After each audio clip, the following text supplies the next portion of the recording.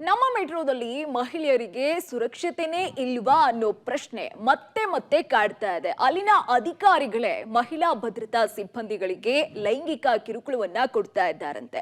ಇನ್ನು ಮಹಿಳಾ ಸಿಬ್ಬಂದಿಗಳ ಜೊತೆ ಅಸಭ್ಯವಾಗಿ ವರ್ತಿಸಿ ದೌರ್ಜನ್ಯ ಎಸಗಿದ ಗಜೇಂದ್ರ ಅನ್ನೋರ ವಿರುದ್ಧ ದೂರು ದಾಖಲಾಗಿದೆ. ನಮ್ಮ ಮೆಟ್ರೋದಲ್ಲಿ ಹೆಣ್ಮಕ್ಕಳಿಗೆ ಇಲ್ವಾ ಸೇಫ್ಟಿ? ಪ್ರಯಾಣಿಕರಿಗಾಯ್ತು, ಈಗ ಸಿಬ್ಬಂದಿಗೂ ಲೈಂಗಿಕ ಕಿರುಕುಳ. ಎಎಸ್ಒ ಗಜೇಂದ್ರ ಟಾರ್ಚರ್ಗೆ ನಲುಗಿದ ಮಹಿಳಾ ಭದ್ರತಾ ಸಿಬ್ಬಂದಿ. ಎಎಸ್ಒ ಗಜೇಂದ್ರ ವಿರುದ್ಧ ದೂರು ದಾಖಲು. ನಮ್ಮ ಮೆಟ್ರೋ ಹೆಣ್ಮಕ್ಕಳಿಗೆ ಸೇಫ್ ಅಲ್ವಾ ಅನ್ನೋ ಪ್ರಶ್ನೆ ಮತ್ತೆ ಮತ್ತೆ ಕಾಡ್ತಾ ಇದೆ. ಇಷ್ಟು ದಿನ ಮೆಟ್ರೋದಲ್ಲಿ ಮಹಿಳಾ ಪ್ರಯಾಣಿಕರಿಗೆ ಲೈಂಗಿಕ ಕಿರುಕುಳ ಕೊಟ್ಟ ಬಗ್ಗೆ ವರದಿಯಾಗಿತ್ತು. ಇದೀಗ ಮೆಟ್ರೋ ಸಿಬ್ಬಂದಿಯೇ ಅಲ್ಲಿನ ಮಹಿಳಾ ಭದ್ರತಾ ಸಿಬ್ಬಂದಿಗಳಿಗೆ ಲೈಂಗಿಕ ಕಿರುಕುಳ ಕೊಟ್ಟಿದ್ದಾರೆ ಅಂತ ಆರೋಪ ಮಾಡಿದ್ದಾರೆ.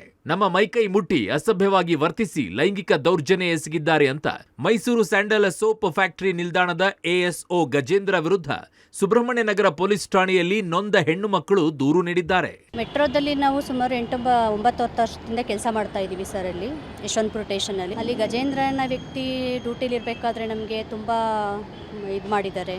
ಬರೋದು, ಟಾರ್ಚರ್ ಕೊಡೋದು, ಸುಮ್ಮನೆ ಬಂದು ನಮ್ಮ ಮೇಲೆ ಕಂಪ್ಲೇಂಟ್ ಮಾಡೋದಾಗಲಿ, ಸುಮ್ಮನೆ ಬಂದ ಮೇಲೆ ಅಧಿಕಾರಿಗಳ ಮೇಲೆ ನಮ್ಮ ಮೇಲೆ ಇದು ಮಾಡೋದಾಗಲಿ, ಮತ್ತು ಲೈಂಗಿಕ ದೌರ್ಜನ್ಯ ಅಂದರೆ ನಮ್ಗೆ ಹೇಳ್ಕೊಳಕ್ಕಾಗಲ್ಲ ಸರ್. ಲೇಡೀಸ್ಗೆ ಎಲ್ಲ ಆಫೀಸರ್ ಹತ್ರ ಹೋಗಿ ಕೇಳಿದಾಗ ನಮ್ಗೆ ಎಲ್ಲೂ ನ್ಯಾಯ ಸಿಗಲಿಲ್ಲ ಸರ್ ನಮಗೆ. ಈ ಇಬ್ಬರು ಮಹಿಳೆಯರು ಯಶವಂತಪುರ ಮೆಟ್ರೋ ನಿಲ್ದಾಣದಲ್ಲಿ ಕಳೆದ 8-10 ವರ್ಷಗಳಿಂದ ಭದ್ರತಾ ಸಿಬ್ಬಂದಿಯಾಗಿ ಕೆಲಸ ಮಾಡ್ತಾ ಇದ್ರು. ಸ್ಯಾಂಡಲ್ ಸೋಪ್ ಮೆಟ್ರೋ ನಿಲ್ದಾಣದ ಎಎಸ್ಒ ಗಜೇಂದ್ರ ಪಿ ನಿತ್ಯ ಕಿರುಕುಳ ನೀಡ್ತಾ ಇದ್ರಂತೆ. ಸೆಕ್ಯೂರಿಟಿ ಏಜೆನ್ಸಿಯ ಮಾಲೀಕರ ಜೊತೆಯೂ ಸಹಕರಿಸುವಂತೆ ಪೀಡಿಸ್ತಾ ಇದ್ದಂತೆ. ಇದಕ್ಕೆ ಒಪ್ಪದೆ ತಿರುಗಿ ಬಿದ್ದಾಗ ಕೆಲಸದಿಂದ ತೆಗೆದು ಹಾಕಿದ್ದಾರಂತೆ. ಘಟನೆಯ ಬಗ್ಗೆ ನೊಂದ ಮಹಿಳೆಯರು ಮಹಿಳಾ ಆಯೋಗಕ್ಕೂ ದೂರು ನೀಡಿದ್ದಾರೆ. ಭದ್ರತಾ ಅಧಿಕಾರಿಗಳು ಅಂತ ಇರ್ತಾರೆ, ಅವ್ರಿಗಿನ ಸೀನಿಯರ್ ಇರ್ತಾರೆ, ಅವರಿಗೆಲ್ಲ ಮನವಿ ಮಾಡಿದ್ವಿ.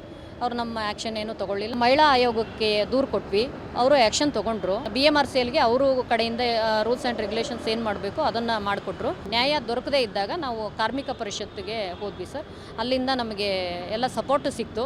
ಸಪೋರ್ಟ್ ಸಿಕ್ಕಾದ್ಮೇಲೆ ನಮಗೆ ನ್ಯಾಯ ದೊರಕಿಸ್ಕೊಟ್ರು. ಈ ಘಟನೆಯ ಬಗ್ಗೆ ಮಹಿಳಾ ಆಯೋಗವು ಗಂಭೀರವಾಗಿ ಪರಿಗಣಿಸಿದೆ. ನೊಂದ ಮಹಿಳೆಯರ ಪರ ರಾಜ್ಯ ಕಾರ್ಮಿಕ ಪರಿಷತ್ತು ಕೂಡ ಅಧಿಕಾರಿಗಳ ಗಮನ ಸೆಳೆದಿದೆ. ನಿತ್ಯ ನೂರಾರು ಹೆಣ್ಣುಮಕ್ಕಳು ಓಡಾಡೋ ಮೆಟ್ರೋದಲ್ಲಿ ಹೀಗಾದ್ರೆ ಹೇಗೆ ಓಡಾಡೋದು ಅಂತ ಮಹಿಳಾ ಪ್ರಯಾಣಿಕರು ಆತಂಕಕ್ಕೆ ಒಳಗಾಗಿದ್ದಾರೆ. ಅದೇನೇ ಆಗ್ಲಿ, ಸಂಬಂಧಪಟ್ಟ ಅಧಿಕಾರಿಗಳು ತಪ್ಪಿತಸ್ಥರ ವಿರುದ್ಧ ಕ್ರಮಕ್ಕೆ ಮುಂದಾಗಬೇಕಿದೆ. Prakash, public TV, Bengaluru.